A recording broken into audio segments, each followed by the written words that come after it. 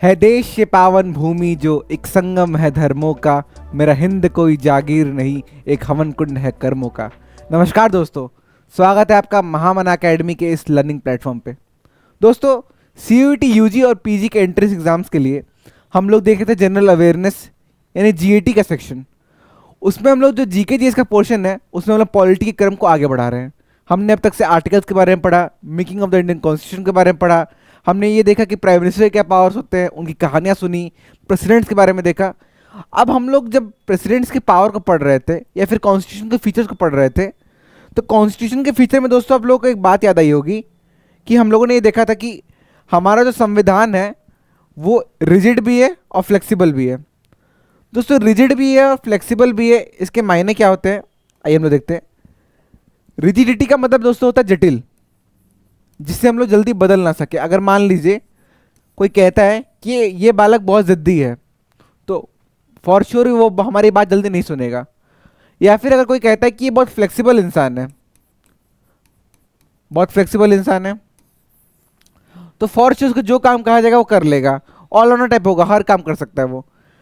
तो हमारे संविधान के जो बनाने वाले लोग थे, जो हमारे कॉन्स्टिट्यूशन मेकर्स थे, उन्होंने एक बात का बहुत ध्यान रखा कि हमारा संविधान बहुत ज़्यादा रिजिड भी ना हो कि कुछ बदल ही ना पाए, और बहुत ज़्यादा फ्लेक्सिबल भी ना हो, क्योंकि अगर बहुत ज़्यादा फ्लेक्सिबल होगा तो जो भी लोग पावर में हैं, जिनके पास कॉन्स्टिट्यूशन बदलने की ताकत है, वो उसे अपने फ़ायदे के लिए यूज़ करने लगेंगे। आगे बढ़ते दोस्तों, ये है amendment of the Indian constitution. दोस्तों, अमेंडमेंट को हिंदी में कहते हैं संशोधन। हिंदी में क्या कहते हैं दोस्तों? हिंदी में हम लोग अमेंडमेंट को कहते हैं संशोधन। ठीक। The Indian constitution is a dynamic and evolving document. दोस्तों, डायनामिक जो शब्द है वो उल्टा है स्टैटिक का। स्टैटिक होता है जो हमेशा एक जैसा रहता है, डायनेमिक होता है जो एवर इवॉल्विंग होता है, जो हमेशा बदलते रहता है। ठीक। Document design to meet the challenging needs of the country. The process of the amending the constitution is govern primarily by article 368। Very important. Article 368 में ही सारे प्रोविजंस लिखे हैं। मैंने आपको इंपॉर्टेंट आर्टिकल्स नहीं बताया था कि कैसे हम अपने संविधान का संशोधन यानी आइन को बदल सकते हैं। आगे बढ़े दोस्तों, this article empowers the parliament. कौन बदल सकता है? Parliament. Only parliament has the power to change और amend the Indian constitution, to make amendments to the constitution, thereby ensuring its relevance and adaptability. दोस्तों, हमेशा समाज का जो नीड है वो बदलते रहता है। संविधान बदलने की जरूरत क्यों हुई? क्यों हम लोगों ने ये सोचा कि हम लोग संविधान को बदल सकते हैं? क्योंकि एक बात हमारे दिमाग में आई कि हमारा जो समाज है वो हमेशा बदलते रहेगा। पहले क्या कहते हैं, आप 1980 की बात की जाए तो उस समय आईटी रूल्स नहीं आएंगे, कोई ये नहीं बात करेगा कि स्कैम हो सकता है कुछ ऐसा, तो अब स्कैम के लॉज आ रहे हैं। ठीक। तो हमेशा जो है, पहले स्कैम्स अलग हुआ करते थे। पहले को पता था कि पहले जो सिक्के हुआ करते थे, ठीक, सिक्के जो होते थे मेटल से बनते थे। ठीक। और आपको पता है 1 रुपए का सिक्के बनाने में जो मेटल्स की लागत रहती थी वो 1 रुपए से ज़्यादा की होती थी। तो समझ लीजिए अगर किसी के पास अगर 1 रुपए के 1000 सिक्के हैं और मान लीजिए 1 रुपए का सिक्के को बनाने में 2 रुपए लग रहा है, 2 रुपए का मेटल लग रहा है, तो 1000 में से 2000 रुपये कमा सकता है वो। ठीक। और कोई लार्ज स्केल पे यही चीज़ करे, कोई लार्ज स्केल पे करे, किसी के पास अगर 10 लाख मूल्य के सिक्के हैं तो वो क्या कर सकता है? 20 लाख रुपये कमा सकता है। तो उसके लिए लॉ बने, प्रिंटिंग एक्ट आया, सब बाकी बाकी मिंट कॉइन्स के लिए अलग चीज़ हुई। तो उसी को ध्यान रखते हुए हमेशा हमारे कॉन्स्टिट्यूशन में ये रखा गया कि हम लोग समय समय पे according to the society needs हम लोग अपने संविधान को बदल सकें। उसके लिए एक आर्टिकल है, article 368। This is the main article that outlines the procedure for amending the Indian constitution. It states that the amendments can be propose either by the president of India और by a member of parliament. या तो president कोई उठा दे या फिर कोई member of parliament MP उठा दे। ठीक। And must be pass by parliament with a simple और special majority depending on type of document. ठीक। सिंपल और स्पेशल मेजोरिटी। दोस्तों, अब हम लोग अगले स्लाइड में देखेंगे कि सिंपल मेजोरिटी क्या होती है, स्पेशल मेजोरिटी क्या होती है। जो कॉन्स्टिट्यूशन के फंडामेंटल राइट्स हैं, जो कॉन्स्टिट्यूशन के मेन मेन आर्टिकल्स हैं, उनको बदलने के लिए स्पेशल मेजोरिटी चाहिए होता है, और कोई सिंपल लॉ लाने के लिए सिंपल मेजोरिटी चाहिए होता है। आगे बढ़े दोस्तों, आर्टिकल 368 का फर्स्ट क्लॉज क्या कहता है? It gives parliament to power to amend the constitution. दूसरा क्लॉज क्या कहता है? It provides for ratification by state legislature for amendments affecting the federal structure such as changes to the representation of state in parliament. बात ये कही गई यहाँ पे, बहुत ध्यान देने वाली बात है कि रेटिफिकेशन नहीं चेक कर सकते जो स्टेट लेजिस्लेचर है, यानी कि जो एसएलए है, स्टेट लेजिस्लेटिव असेंबली है, उनके पास ये मौका रहता है ताकि उसको चेक कर सके for amendments affecting the federal structure. जब भी कोई भी अमेंडमेंट फेडरल स्ट्रक्चर को अफेक्ट करेगा, फेडरल स्ट्रक्चर क्या है, जो पावर सेपरेट हुई है, अगर मान लीजिए कोई अमेंडमेंट से सेंट्रल जो है गवर्नमेंट है वो किसी स्टेट का पावर छीन ले, तो क्या होगा, उस स्टेट लेजिस्लेटिव असेंबली के पास उसका मौका होता है कि उसको रेटिफाई कर सके। ठीक, article 368 also allows the parliament to amend provision related to federalism, fundamental rights and other important provisions through amendments to fundamental rights generally requires a special procedure। ठीक, फंडामेंटल राइट्स यानी लोगों के मौलिक अधिकार को बदलने के लिए आपको स्पेशल प्रोसीजर होता है। ठीक, बहुत सारी चीज़ें तो फंडामेंटल राइट से हटा भी नहीं सकते हैं। बात ये थी कि कुछ कुछ हमारे कॉन्स्टिट्यूशन का बेसिक स्ट्रक्चर होता है। 1973 में केशवानंद भारती केस हुआ था, उसी के वक्त जो जजमेंट आई थी कि संविधान का संशोधन हो सकता है, पार्लियामेंट करेगा। ठीक, दूसरा स्टेटमेंट है फंडामेंटल राइट्स का भी संशोधन हो सकता है, पर कॉन्स्टिट्यूशन का कुछ बेसिक स्ट्रक्चर है, कुछ बेसिक चीज़ें हैं जो कोई भी सरकार कितनी भी मेजोरिटी 543 में से 543 लोग भी कहें तो भी अमेंड नहीं कर सकते, और वो बेसिक स्ट्रक्चर कौन डिसाइड करता है, जुडिशरी। आगे बढ़ते दोस्तों, आए क्या है, simple majority versus special majority. दोस्तों सिंपल मेजोरिटी मेनली क्या होती है कि मान लीजिए अगर आप क्लास में किसी को मॉनिटर बनाना है, मान लीजिए 50 लोगों की क्लास है, ठीक, 50 लोगों की क्लास है और उसमें से एक मॉनिटर होगा, तो मैम कहेंगी कि जिसको भी स्पेशल मेजोरिटी मिल गया वो क्या हो जाएगा, मॉनिटर। यानी कि जिसको भी 25+1 यानी आधा उससे एक ज़्यादा वोट मिल जाता है, उसको क्या होगा, उसको क्लियर होगा सिंपल मेजोरिटी।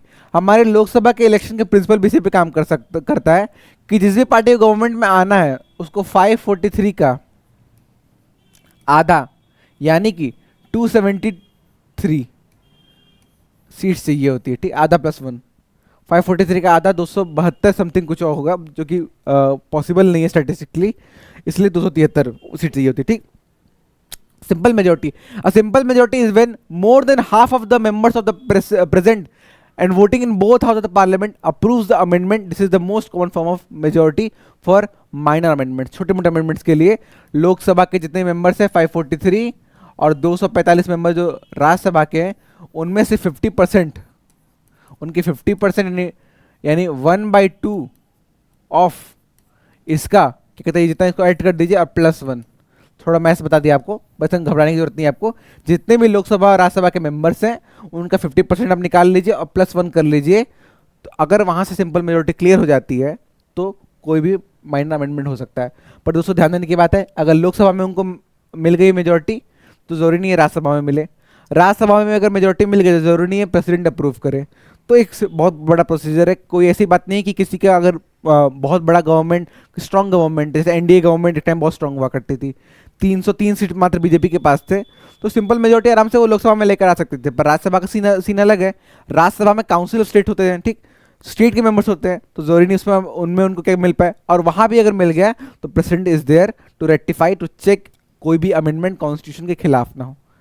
आगे बढ़े दोस्तों, स्पेशल मेजोरिटी क्या है, a special majority is required for more significant, जब बहुत जरूरी, ठीक, amendments. This includes a majority of total membership of both house of parliament, that is more than half of all members, not just those present। ठीक, जितने भी लोग हैं, जितने भी हैं उनके 50% +1 होने चाहिए, ठीक, या तो जितने भी लोग प्रेजेंट हैं उनके 2/3। Second, a majority of the members present and voting in the both house of parliament. ठीक, समझा देता हूँ। स्पेशल मेजोरिटी में दोस्तों क्या होता है कि अगर मान लीजिए जितने भी लोग प्रेजेंट है, मान लीजिए पार्लियामेंट में 100 लोग प्रेजेंट है, ठीक, उनमें से 2/3 यानी 2/3 मेंबर्स, 2/3 इंटू 100, मान लीजिए कि 100 लोग हैं तो लगभग आपको 66 समथिंग आएगा, और +1 यानी 67 वोट चाहिए होंगे आपको 100 में स्पेशल मेजोरिटी के लिए। हमेशा याद रखिएगा जितने भी प्रेजेंट मेंबर है, पहला कंडीशन क्या होना चाहिए कि सारे मेंबर्स में से 50% +1 होने चाहिए।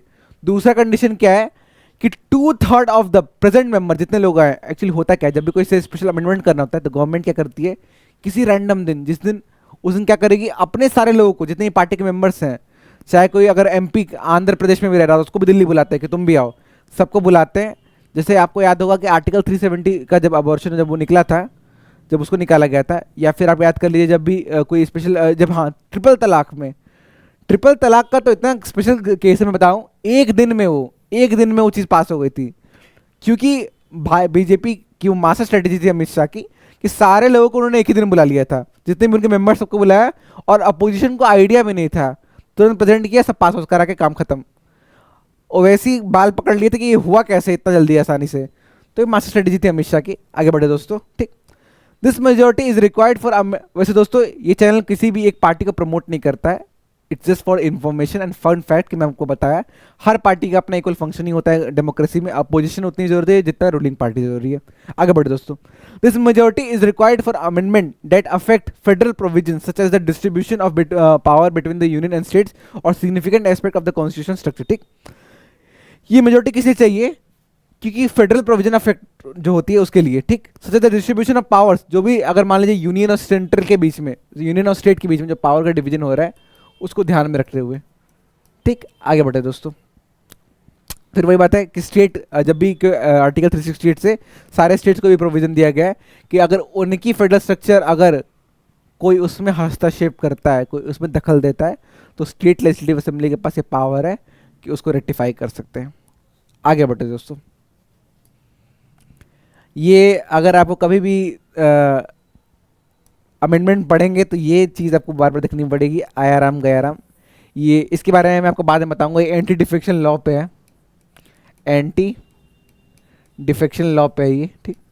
ये मैं आपको बताऊंगा। ये महाशय एक दिन में 2 बार पार्टी बदल लिए थे और 14 दिनों में 3-4 बार पार्टी बदल लिए थे। इनका नाम क्या कहते हैं? राबिंदर सिंह है इनका नाम। इनके पे होता है आयाराम गयाराम पे पढ़ा था। इसको मैं आपको कभी अभी थोड़ा आगे बताऊंगा जब वो अमेंडमेंट पढ़ाऊंगा। आगे बढ़ते दोस्तों, ठीक। आयाराम गयाराम इंसिडेंट मैं इसको आगे बताता हूँ, पहले फर्स्ट अमेंडमेंट को देख लेते हैं, ठीक। सबसे पहले दोस्तों आता है पहले अमेंडमेंट की। जैसे ही हमारे पार्लियामेंट बना, काम करना चालू हुआ, सबसे पहला अमेंडमेंट ये हो गया था, क्योंकि उस समय पार्टीशन के बाद जो भी मतलब इंडिपेंडेंस जब मिला था देश को, तो बहुत दिक्कत होने लगी थी, क्योंकि हमारा देश पॉवर्टी से गुजर ही रहा था, हमारा हर सेक्टर पीछे पड़ा था, एग्रीकल्चर को बहुत बड़ा इंपैक्ट पड़ा था। तो उसके लिए कुछ इंपॉर्टेंट अमेंडमेंट किए थे, ठीक। The first amendment of the Indian constitution was introduced to address concern raised by the supreme court and the political climate at the time, ठीक। तो सुप्रीम कोर्ट को ऐसा लगा था, उसके लिए हुआ था, ठीक। It made several significant changes. सबसे पहले क्या हुआ था? फ्रीडम ऑफ स्पीच में चेंजेस हुई थी, वेरी इंपॉर्टेंट। अभिव्यक्ति की जो आज़ादी है उस पर कुछ कुछ चीज़ें चेंज हुई थी। इट एडेड रीजनेबल रिस्ट्रिक्शंस, ठीक। रीजनेबल रिस्ट्रिक्शन जैसे कि वो चीज़ ऑफेंसिव नहीं होनी चाहिए, ठीक, किसी को ऑफेंसिव ना लगे, ठीक। दूसरी बात, वो डेरोगेटरी नहीं होनी चाहिए। फिर और ऑब्सीन नहीं होना चाहिए वो, ठीक, ऑब्सीन नहीं होना चाहिए वो, ठीक। डिफेमिंग नहीं होना चाहिए, जैसे डिफेमेशन का केस लगा था यादव को राहुल गांधी पे, डिफेमिंग नहीं होनी चाहिए वो। जब उन्होंने कोई स्टेटमेंट दे दिया था तो उनको फिर क्या कहते हैं, उनकी सदस्यता चली गई थी। आगे बढ़ते हैं। It added reasonable restriction on the fundamental rights to freedom of speech under article 19, allowing the government to curtail in the interest of public order, security and decency. Decency maintain रहे, पब्लिक ऑर्डर बनी रहे, नहीं तो कोई भी आके भड़काऊ भाषण दे सकता था, जो किसी एक स्पेशल समुदाय को भड़का दे, 2 लोगों के बीच लड़ाई लगवा दे, ठीक। किसी स्पेशल कास्ट कम्युनिटी पर अटैक कर दे, उसी के लिए को लेकर आएगा। दूसरा क्या, लैंड रिफॉर्म, आपको पता ही होगा। पंडित नेहरू एक सोशलिज्म के, वो बहुत ही उनका इंक्लिनेशन था सोशलिज्म की तरफ, ठीक। बहुत ही सोशलिस्ट पर्सपेक्टिव वो रखते थे अपने लिए। तो एक लैंड रिफॉर्म की बात हुई थी कि जो जमींदारी प्रथा थी उसका एक हिस्सा, जैसे कि अगर मान लीजिए कि एक सर्टेन लिमिट तय की गई थी, कि मान लीजिए एग्जांपल मैं बताता हूँ कि मेरे पास 200 बीघा ज़मीन है और गवर्नमेंट ये रिस्ट्रिक्शन लगा दे कि एक इंसान के पास 80 बीघा से ज़्यादा ज़मीन नहीं हो सकती, तो 120 बीघा मेरी गवर्नमेंट ले लेगी, ऐसे नहीं ले लेगी, उसका मुझे एक जस्ट अमाउंट, जस्टिसेबल अमाउंट देगी जो मार्केट रेट होगा, या फिर उसे 10 गुना ऐसे कुछ रखा गया था कि वो दिया जाएगा मुझे, और सरकार वो ज़मीन जो है वो गरीबों में बांट देगी, फार्मर से बांट देगी, ताकि वो लोग अपना पालन पोषण कर सके, ठीक। Land reform, it also interest provision to welded land reforms laws pass by the state to take over land from large landlords and distribute it to poor, ठीक। पुअर्स को बांटते, ठीक। दूसरा क्या है, state control over freedom of religion. The amendment also place reasonable restriction to right to practice religion in the interest of public order, ठीक। हुआ क्या है दोस्तों कि पार्टीशन के बाद धर्मों की बहुत लड़ाई हो रही थी, तो रिलीजन प्रैक्टिस पे भी बहुत ध्यान दिया गया था, फोर्स कन्वर्जन ना हो किसी का भी, किसी के साथ कोई भी माल प्रैक्टिस ना करे रिलीजन के नाम पे, इसलिए अमेंडमेंट लेकर आया गया था। ठीक, ये पहला अमेंडमेंट है। सीयूईटी में अभी तक से इससे कोई क्वेश्चन आया नहीं है, पर हम लोग एक्सपेक्ट करते हैं कि अमेंडमेंट से कहीं से भी क्वेश्चन आए। तो पहला, 7वां, 24वां, 42वां, 44, 51, 68, 69, फिर आपको क्या कहते हैं, क्या कहते हैं 81st अमेंडमेंट, 102 अमेंडमेंट, 103 अमेंडमेंट, जो इंपॉर्टेंट अमेंडमेंट है सारे हम लोग कवर कराएंगे आपको। आगे बढ़ते दोस्तों, अगला क्या है, 7th अमेंडमेंट। 7th अमेंडमेंट दोस्तों मेनली इसीलिए लेकर आ गया था कि जो भी स्टेट रीऑर्गेनाइजेशन कमेटी थी, एक्चुअली हुआ क्या है दोस्तों, 1920 में, 1920 में कांग्रेस के सेशन में, नागपुर सेशन में डिसाइड हुआ था कि जो हमारा स्टेट का डिवीजन होगा वो लिंग्विस्टिक बेसिस पे होगा, भाषा के आधार पर होगा। मराठी के लिए महाराष्ट्र, आंध्र बोलने वाले के आंध्र प्रदेश, ऐसे ऐसे अलग अलग स्टेट्स बनाए जाएंगे। तो उसी को फॉलो करने के लिए, क्योंकि आपको पता होगा 1952 में एक बहुत ही महान व्यक्तित्व, वेटरन गांधी, पोटी श्रीमल्लू, पोटी श्रीमल्लू विशाल आंध्रा मूवमेंट, आंध्र प्रदेश की डिमांड के लिए 56 दिन के उपवास पे बैठे थे और 56 दिन मर गए, मतलब वो क्या कहते हैं आम अनशन पे बैठ गए थे कि जब तक से उनकी बात नहीं मानी जाएगी, और 56 डे पे उनकी डेथ हो गई थी। तो बहुत उस समय देश में क्या कहते हैं नेहरू जी के खिलाफ क्या कहते हैं ये विद्रोह छिड़ा था, उसी के लिए अमेंडमेंट लेकर आए थे वो। ठीक, the amendment reorganized the state of India based on linguistic lines. It led to the formation of new states and union territories, with some states being merged, others divided, and a few newly created. बहुत सारे states को तोड़ा गया था, कुछ को जोड़ा गया था, मर्ज किया गया था, कुछ नए नए स्टेट्स बने भी थे। द स्टेट रीऑर्गेनाइजेशन एक्ट 1956 दोस्तों, ये रीऑर्गेनाइजेशन एक्ट 1956 में जो आया था, वो पास कब हुआ था, सॉरी बना कब था, 1953 में। बहुत इंपॉर्टेंट फैक्ट है, याद रख लीजिएगा। ठीक, which redefined the boundaries of state and union territories, creating a more streamlined administrative structure. ठीक, ताकि लोगों को, जो गवर्नमेंट है उसको क्या कहते हैं, जो भी पॉलिसीज बनाए, एडमिनिस्ट्रेशन करे, उसमें सहूलियत रहे और लोग भी आराम से सुख से सौहार्द से रहे, कोई झगड़ा ना हो लोगों के बीच। आगे बढ़ते हैं, अगला क्या है, 24th अमेंडमेंट, ये इंदिरा गांधी लेकर आई थी। 24th amendment was enacted during the Indira Gandhi government to restore the power of parliament to amend any part of the Indian constitution. Very important, Golaknath case,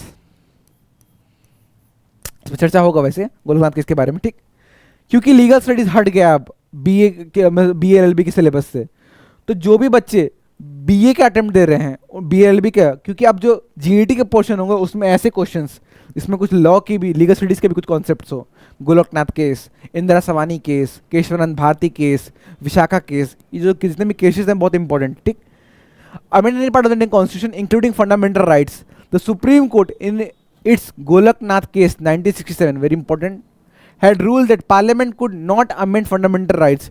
ठीक, उसी को बदल दिया था इन्होंने। The 24th Amendment overruled this decision, allowing Parliament to amend any provision of the Constitution including fundamental rights by passing the amendment with a special majority. Indira Gandhi ने जो amendment लाया था गोलकनाथ केस में, एक्चुअली सुप्रीम कोर्ट ने क्या कहा था कि पार्लियामेंट अमेंड कर सकती है संविधान को, पर फंडामेंटल राइट्स को अमेंड नहीं कर सकती है। तो इंदिरा गांधी 24th अमेंडमेंट लेकर आती हैं, 24वां संशोधन आता है हमारे भारतीय संविधान में कि अमेंड कर सकते हैं, फंडामेंटल राइट्स को भी अमेंड कर सकते हैं with the help of special majority. धन्यवाद दोस्तों, आगे बढ़े दोस्तों।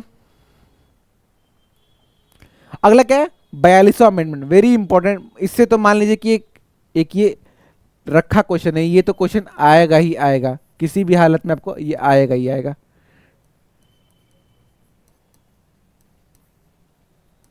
ये किसी भी हाल में आएगा ही आपको। ठीक, इसका दूसरा नाम क्या है दोस्तों, मिनी कॉन्स्टिट्यूशन, मिनी कॉन्स्टिट्यूशन।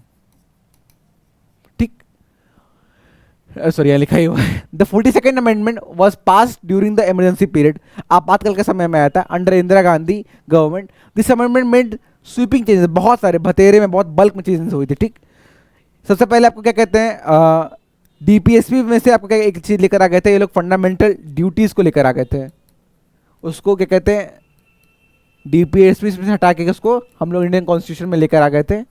ठीक, फिर क्या है, आपको प्रियम्बल में 3 वर्ड ऐड हुए थे, यहाँ दोस्तों मैंने गलती से एक टाइपिंग एरर है उसको हटा दिया है। ठीक, पहला सोस्टिस, सेक्युलर, फिर इंटीग्रिटी, ये 3 जो इंटीग्रल जो है 3 शब्द आपको ऐड किए गए थे प्रियम्बल में। प्रियम्बल मैंने आपको बताया था कि ये आपका identity card of the Indian constitution है, आईडी कार्ड है, ये बताता है कि हमारा संविधान किस दिशा में जाएगा, ठीक। It curb the power of the judiciary by reducing judicial review over laws pass by the parliament and limiting the scope for declaring laws unconstitutional. Judicial review जो कि एक सुप्रीम कोर्ट या फिर जो जस्टिस या फिर जुडिशरी का एक बहुत बड़ा हथियार था, उसी को हटा दिया गया था कि ये जुडिशरी के पास पावर ही ना रहे कि किसी भी पार्लियामेंट के डिसीजन को जुडिशली रिव्यू कर। जुडिशल रिव्यू क्या होता है, मान लीजिए पार्लियामेंट ने कल डिसीजन लिया कि 18 साल के नीचे के बच्चों को फ़ोन चलाना बंद, उन लोगों को फ़ोन नहीं मिलेगा, तो सुप्रीम कोर्ट हस्तक्षेप करेगा ही कि ये तो बहुत अनलॉफुल है, क्योंकि फ़ोन चलाने में ये तो फंडामेंटल राइट से कट रिलेशन होगा, ठीक। तो उसी के लिए जुडिशल रिव्यू था, वो ही हटा दिया गया था, ठीक।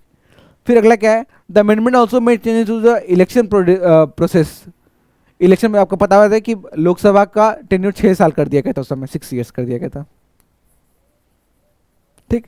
The amendment also made changes to the election process increasing the power of the executive, ठीक, और 6 साल का इसको कर दिया गया था, ठीक। दोस्तों 42nd अमेंडमेंट को हम लोग मिनी कॉन्स्टिट्यूशन कहते हैं, और ये कब आई थी, इंदिरा गांधी के टाइम, जब इंदिरा गांधी की सरकार थी। और इसी के वक्त इमरजेंसी का पीरियड मैं आपसे बहुत डिस्कस करना चाहता हूँ इस लेक्चर में, इमरजेंसी के बारे में भी आपको हर चीज़ बता देना चाहता हूँ। इमरजेंसी क्यों आई, सबसे बड़ी बात यह है कि 1971 में जो वॉर हुआ था, उसके बाद इंदिरा गांधी की इमेज बहुत अच्छी हो गई थी, उन्हें ज़रूरत नहीं थी, कोई अपोजिशन में कुछ खास था नहीं। एक राम मनोहर लोहिया ने नारा दिया था, जो राम मनोहर लोहिया का एक बहुत फेमस नारा था नॉन कांग्रेसिज्म का। Very important question, who quoted this non Congressism? Ram Manohar Lohia, Ram Manohar Lohia. Ram Manohar Lohia दोस्तों एक बहुत बड़े सोशलिस्ट लीडर थे, सोशलिस्ट लीडर थे, ठीक, और बहुत पढ़े लिखे इंसान, मतलब कि आपको जर्मनी यूनिवर्सिटी से पढ़े थे, जर्मनी में पढ़े थे, ठीक, बहुत बड़े क्या कहते हैं लैंडलॉर्ड के लड़के थे, पर इतने बड़े सोशलिस्ट लीडर थे ये। आज जो भी लोग सोशलिज्म का दिखावा करते हैं, बहुत दिखावा भी करते हैं, सब लोहियावादी होते हैं जो लोहिया को फॉलो करते हैं, पर लोहिया के जो प्रिंसिपल्स है उस पर कोई नहीं चलता है। राम मनोहर लोहिया इतने अमीर उनके पिताजी थे, इतने बड़े, वो खुद इतने बड़े बड़े इकोनॉमिक्स के बहुत बड़े विज्ञाता थे वो, पर उन्होंने कहा था कि जब मैं मरूँ तो मुझे लकड़ियों पे मत जलाना, मुझे मशीन में जला देना, मेरे जाने पे लकड़ियों को कभी खर्चा मत करना, हमेशा लोगों के लिए खड़े रहते हैं। और उन्होंने कोट क्या दिया था, नॉन कांग्रेसिज्म। और एक और नारा दिया था, गरीबी हटाओ, इंदिरा गांधी ने दिया था, तो उन्होंने क्या दिया था, इंदिरा हटाओ। कुछ स्पेशल टर्म्स उस समय चल रहे थे। और उसी समय डीके बरुआ ने क्या कहा था, India is Indira, Indira is India, India is Indira, Bharat ही इंदिरा है और इंदिरा ही भारत है, ठीक। फिर इमरजेंसी दोस्तों आई कैसे, एक्चुअली हुआ क्या था, बहुत सारे से कारण हो सकते हैं। लोग कहते हैं कि 71 में जो वॉर में बहुत खर्च हो गया था, ठीक। फिर बहुत सारे रोहिंग्यास हमारे यहाँ रहते, उससे इकोनॉमिकली बर्डन बढ़ गया था, ठीक। फिर उसके बाद पॉलिटिकल बहुत सारा प्रेशर उन पर बनाया गया था। मोरारजी देसाई गुजरात से खड़े हो गए थे उनके खिलाफ, और बिहार से लोकनायक जयप्रकाश नारायण 25 जून को उन्होंने, 24 जून को पार्लियामेंट को, वो 25 जून को घेरने का उन्होंने प्लान बनाया था कि घेराबंदी करेंगे। और क्या नाम है उनका, आपको क्या कहते हैं, Jayaprakash Narayan quoted this total revolution, संपूर्ण क्रांति का उन्होंने नारा दिया था।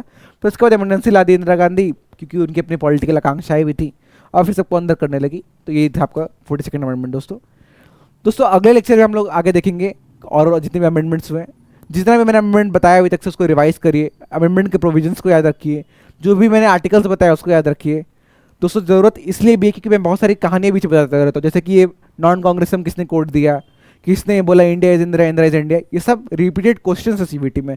हर चीज़ पीपीटी में मेंशन नहीं कर सकते, कुछ चीज़ें मैं बताता हूँ, उसे भी नोट करते चलिएगा। धन्यवाद, जय हिंद, जय भारत।